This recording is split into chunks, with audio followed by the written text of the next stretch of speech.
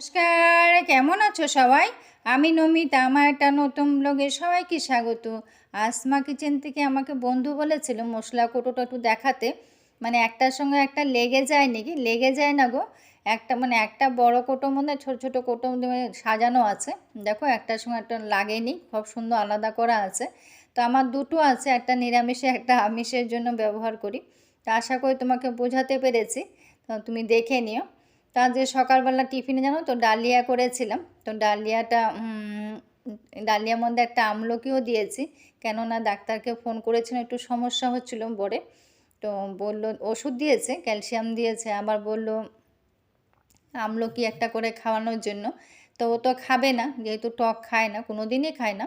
তো এই জন্য আমলকিটা এইভাবে ডালিয়াতে দিলাম।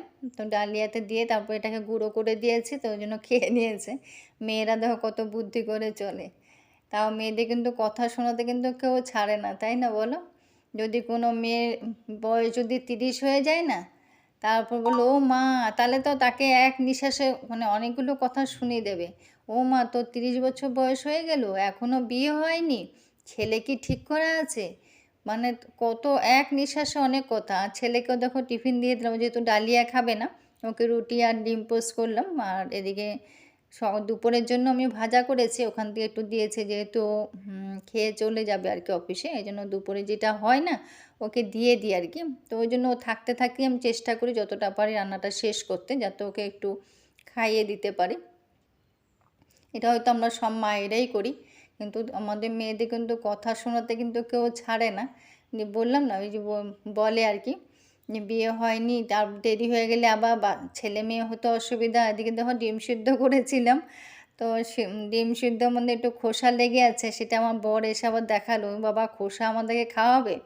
যাই হোক, ওই যে বললাম না, মেয়েদের কথা শোনাতে কেউ ছাড়ে না। তাও হয়তো ভুলে রয়ে গেছে, এরকম তো হয়ই। তারপর এটা ফেলে পরিষ্কার করে আবার রান্না করলাম, তোমাদের সঙ্গে একটু শেয়ার করলাম। তা দেখো, এটাই তো হয় না। তারপর যদি কোনো বাড়িতে যদি মেয়ে রেখে যদি বাবা যদি অসময়ে চলে যায় না, তাহলে বাবা যে অসময়ে চলে গেছে সেটা কথাটা পরে বলবে, মানে একটু কম বলবে।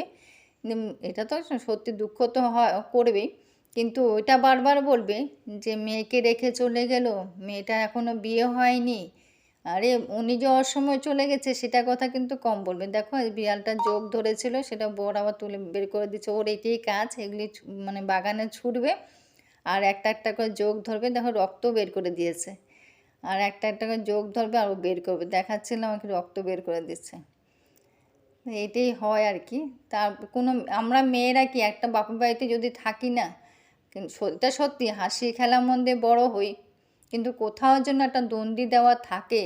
সেই দণ্ডি কিন্তু পার হওয়ার জন্য কিন্তু সবসময় একটু করে যেন আমাদের মনে করে দেওয়া হয় যে তোমাদের মধ্যে একটা দণ্ডি দেওয়া আছে। এটা কিন্তু আমাদের প্রত্যেক মেয়েদেরই কিন্তু এটা হয়। যদিও আমরা খুব হাসি খুলে মন খুলে আমরা বাপের বাড়িতে বড় হই, এটা সত্যি কথা, কিন্তু একটা কোথাও না কোথাও একটা দণ্ডি কিন্তু আমাদের মধ্যে দেওয়া থাকে।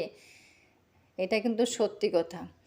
এটা মানে অনেক জোরে কথা বললেও বলবে জোরে কথা বলবি না, লোকে কি বলবে, পরের বাড়ি গিয়ে আবার কথা শুনতে হবে। আর বেশি হাসাহাসি করলেও বলবে বেশি জোরে হাসবি না, পরের বাড়ি গিয়ে কথা শুনতে, মানে প্রত্যেক ব্যাপারে মানে কিছু না কিছু তো আমার মানে মেয়েদের হয়, মানে এগুলো থাকেই। মেয়েরা যদি নিজেদের বন্ধু বিয়ে বা জন্মদিনে যদি যাওয়ার কথা বলে না, তাহলে বলবে না এখন যেতে হবে না। মানে যেটা বিয়ের আগে বলছি না, বিয়ের পরে বরের সঙ্গে যেখানে খুশি সেখানে যাও বাবা, আমরা দেখতে যাব না। সেটা কিন্তু বিয়ের আগে বাপের বাড়িতে এগুলো ধরনের কথা কিন্তু হয়।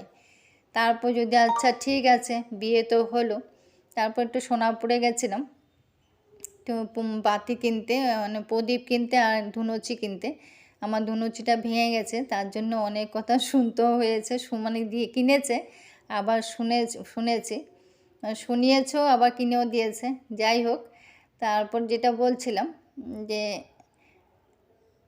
বিয়ে পরে তো ঠিক আচ্ছা সংসার ধর্ম তো চললাম, প্রথম প্রথম তো খুব সুন্দর আর সুন্দর দিন, মানে খুব আনন্দের দিন তো চললো। তারপর যেন কোথাও যেন একটা আবার দ্বন্দ্ব চলে আসে, কেন তারপর সংসার সামলাতে হয়, ছেলে মেয়ে সামলাতে হয়, তখন কিন্তু নিজের যত্নটাও হয়তো আমাদের ভুলে যেতে হয়। সব মেয়েদের ক্ষেত্রেই একই।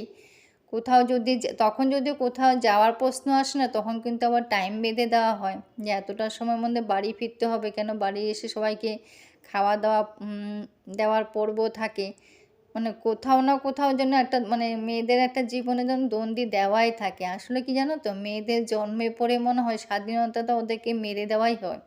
স্বাধীন বলতে মেয়েদের কোথাও নেই, এটা কিন্তু সত্যি কথা।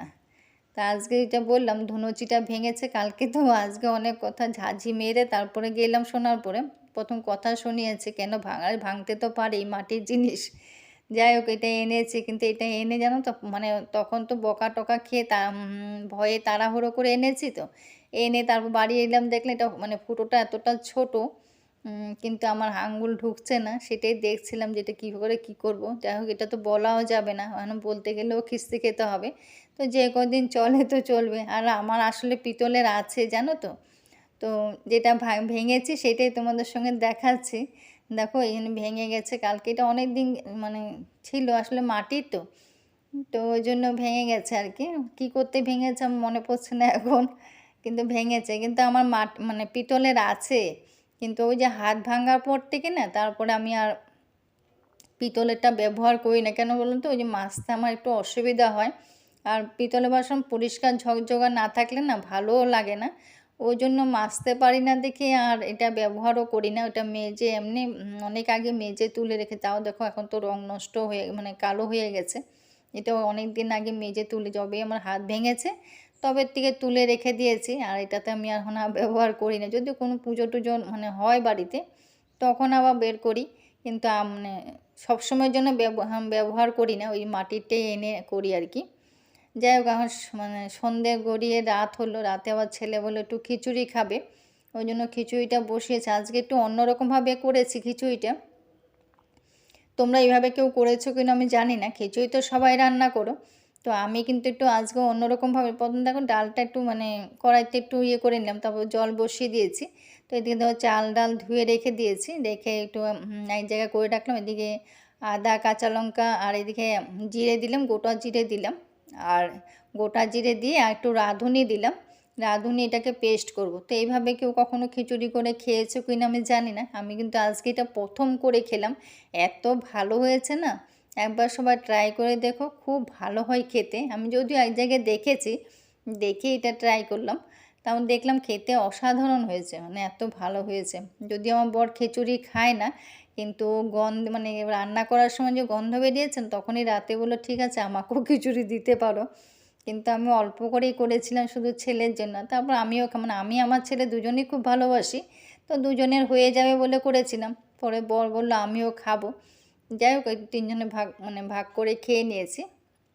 তারপর দেখো গরম জলটা মানে একটু হলুদ দিলাম আগে, হলুদ দিয়ে এটাকে তারপরে ডালটা দিলাম আর কি। তো ডালটা ফুটে যাওয়ার পর তারপর চালটা দেব।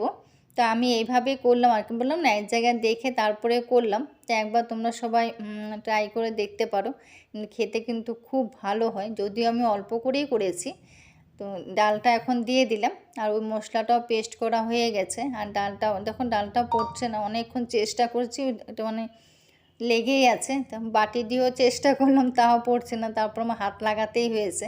প্রথম ভাবলাম খুন্তিটা হয়তো গরম আছে হাত লাগাতে পারবো না, তারপর দেখলাম না বেশি গরম না, মানে আমাদের হাত তো আমরা তো লাগাই গরমে, যদিও আমাদের সয়ে গেছে, সব মেয়েদেরই আমাদের সয়ে গেছে এই গরম হাত দেওয়া আর কি।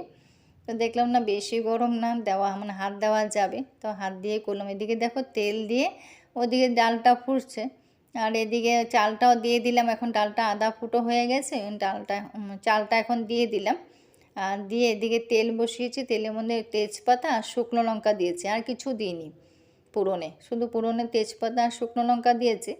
আর ওদিকে মানে গোবিন্দভোগের চাল আর মুগ ডাল দিয়ে করেছি, আর চালটাও দিয়ে দিলাম। চালটা তো বেশিক্ষণ সময় লাগে না, যেহেতু গোবিন্দভোগের চাল তো ফুটতে বেশি সময় লাগে না। আর এদিকে তেজপাতাটা এটাও ভালো করে ভেজে নিয়েছি, মানে ভালো করে ভাজতে হয়। যখন এই ভিডিও অন করবেন তখন দেবে কড়াই নড়ে, অনেক কিছু মানে হয়, রুটি ফুলে না, অনেক রকম সমস্যা কিন্তু ভিডিও অন করলেই হয়, এটা আমি দেখেছি।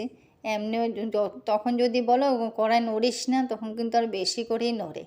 যাই হোক এদিকে দেখো মশলা বাটাটাও দিয়ে দিলাম, ওই যে বললাম ওই আদা পেঁয়াজ, আদা কাঁচা লঙ্কা পেঁয়াজ বলছি, আদা কাঁচা লঙ্কা আর জিরে আর রাঁধুনি, আর দেখো এটা দিয়ে তারপরে কড়াইতে দিয়েছি, খেতে কিন্তু খুব অসাধারণ হয়েছিল। তো আজকে ভিডিওটা এখানেই শেষ করব। সবাই ভালো থেকো, সুস্থ থেকো। সবাই একবার ট্রাই করে খেয়ে দেখো, খুব ভালো হয়েছিল। আমি যদিও অল্প করেই করেছি, আমাদের মধ্যে 3 জনের হয়ে গেছে, রাতে অসুবিধা হয়নি। মানে না খাওয়ার মানুষ খেয়েছে, এইটাই ভালো লেগেছে আর কি। বর খায় না, আজকে চেয়ে খেয়েছে, তো ওইটাই ভালো লেগেছে। তো একটু গরম মশলা দিলাম, মানে শেষ হয়ে যাওয়ার পরে তারপর নামিয়ে দিয়েছি। মানে এটা তো একটু পরে তো আর একটু টেনে যাবে, যদিও আর একটু জল দেওয়া দরকার ছিল, কিন্তু জলটা আমি একবারে দিয়েছি, আর মানে আবার দিইনি। আর একটু জলটা তখনই যদি একবার একটু বেশি করে দিতাম ভালো হতো, তাহলে আর একটু পাতলা হতো। কেননা এটা তো একটু ঠান্ডা হলে বসে আবার হয়ে যাবে। যদিও হয়েছিল, ঠান্ডা হয়ে যেতে একটু বসেও গেছিলো, আর একটু জল দিলে ভালো হতো। জলটা মেপে দিতে হয় আর কি, মানে বুঝে দিতে হয়। আর একটু জলটা বেশি না, প্রথম করেছি তো তখন একটু আইডিয়া বুঝতে পারিনি, জলটা আর একটু বেশি দেওয়া।